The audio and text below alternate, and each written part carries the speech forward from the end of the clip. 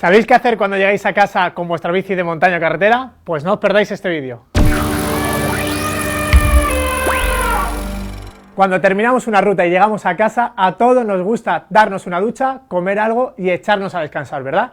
Pero ¿qué hacéis con la bici? ¿La habéis dejado en la terraza, en el trastero o cualquier otro sitio tal como ha llegado hasta la próxima salida?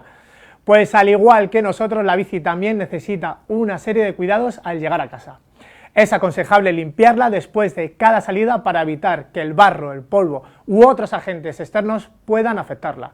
Si no tenéis tiempo para una limpieza en profundidad con agua, al menos limpiad los puntos vitales como os contamos en estos vídeos sobre la limpieza. El siguiente paso sería dar de comer a la bici, siempre después de limpiarla y secarla bien. ¿Y cuál pensáis que es su plato preferido? Pues un buen lubricante. Así que tenemos que engrasar la transmisión para que se conserven bien las partes metálicas y esté en óptimas condiciones en la próxima salida.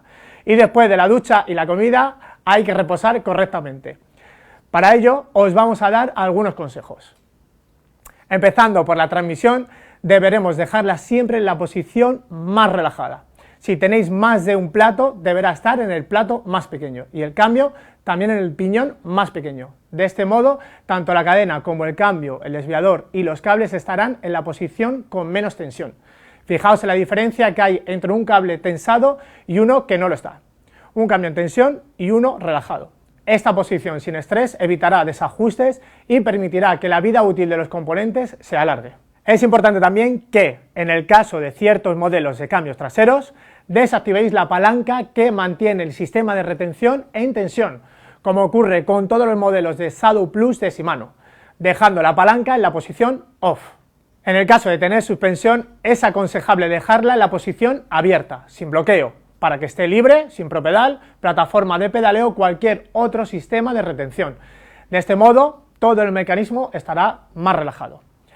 Es importante también que nunca la dejéis cerca de una fuente de calor, ya sea un radiador en invierno o al sol si la dejamos en la terraza. No solo porque una exposición prolongada puede provocar el deterioro de la pintura, sino porque con el calor, compuestos como el aceite de las suspensiones o los frenos se pueden ver alterados. También el calor expande los gases que hay dentro de la horquilla y aumenta la presión en las cámaras que lo contienen.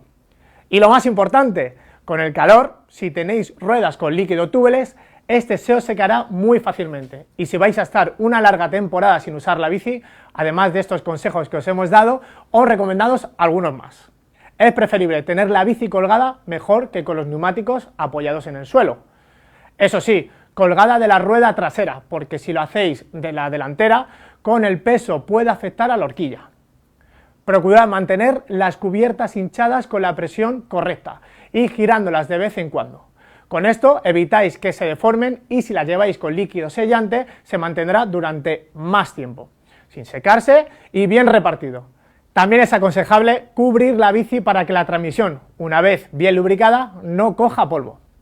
Si la bici tiene suspensiones, es aconsejable retirar el aire de las cámaras y comprimir y extender horquillas y amortiguadores de vez en cuando, para que se lubriquen los retenes, evitando que se resequen y se cuarteen. Para los usuarios de tija telescópica, el mismo consejo, y a ser posible dejarla siempre extendida, en su posición más alta. Y por último, los frenos. Si son hidráulicos, conviene bombearlos de vez en cuando para que los pistones no se resequen. Y si son mecánicos, podéis liberar el sistema para que los cables y muelles no estén en tensión. En el caso de las bicis de carretera con frenos a llanta, podemos liberar de tensión el freno fácilmente moviendo la palomilla que libera los puentes para montar o extraer la rueda. Es tan rápido y fácil que lo podemos hacer después de cada salida. Esperamos que os haya gustado y os haya resultado útil. Si es así, os agradecemos el me gusta y que os suscribáis. Y ahora, la sonrisa del vídeo. Mamá, ¿por qué papá está durmiendo en el sofá? Dice, hijo, ¿tú sabes borrar el historial de Google? Dice, claro, mamá. Dice, pues tu padre no. Hasta el próximo vídeo.